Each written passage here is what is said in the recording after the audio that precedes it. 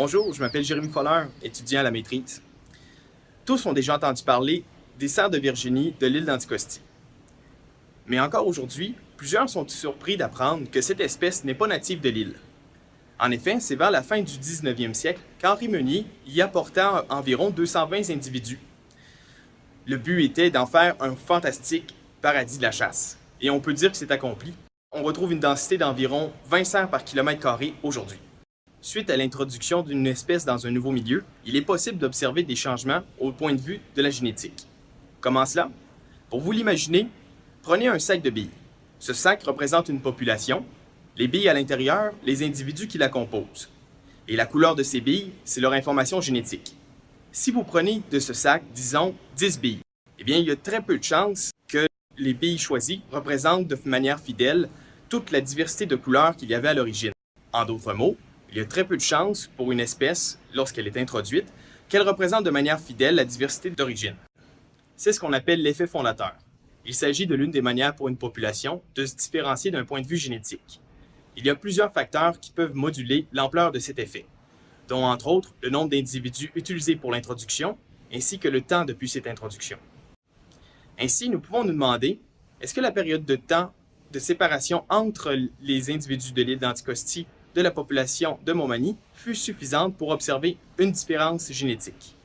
En d'autres mots, est-ce que les cerfs de cette île sont différents, sont uniques d'un point de vue génétique? Pour répondre à cette question, j'ai utilisé le suivi à long terme des conditions corporelles des cerfs abattus à la chasse sportive à l'île d'Anticosti qui s'effectue depuis 2002. Pour chaque individu mesuré, un morceau de muscle était récolté. Une fois l'ADN extrait, il est possible de lire les nombreuses séquences d'ADN grâce aux nouvelles technologies de séquençage. Le tout s'effectue en relativement peu de temps. Les informations génétiques pour chaque individu sont ensuite rentrées dans les programmes informatiques spécialisés pour répondre à nos questions. Dans notre expérience, nous avions également des cerfs abattus à la chasse sportive pour la région de Montmagny-Lillet, soit la population source, ainsi que des individus abattus à la chasse sportive dans la région de l'Outaouais. Ce site, situé sur la rive nord du fleuve Saint-Laurent, était utilisé pour comparer l'ampleur de la différence génétique entre la population source et la population de l'île d'Anticosti. Les premiers résultats ne montrent qu'une faible différenciation entre les cerfs de l'île d'Anticosti de ceux de Montmagny, et ce, bien qu'il n'y ait plus d'échange entre les deux populations. En regardant la diversité génétique des cerfs de l'île d'Anticosti, j'ai constaté qu'elle n'a pas diminué comparée à la population source. La forte croissance démographique des cerfs de l'île d'Anticosti explique fort probablement le maintien de cette diversité génétique ancestrale.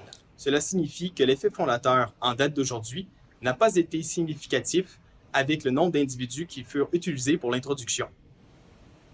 Il reste d'autres tests à effectuer, certains à plus fine échelle, pour bel et bien mesurer l'ampleur de cet effet fondateur.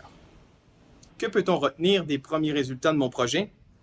D'un point de vue de gestion, puisqu'il ne semble pas y avoir de structure génétique visible à l'intérieur de l'île, la gestion peut s'effectuer comme elle l'a toujours fait, c'est-à-dire en considérant les cerfs dans l'ensemble de l'île.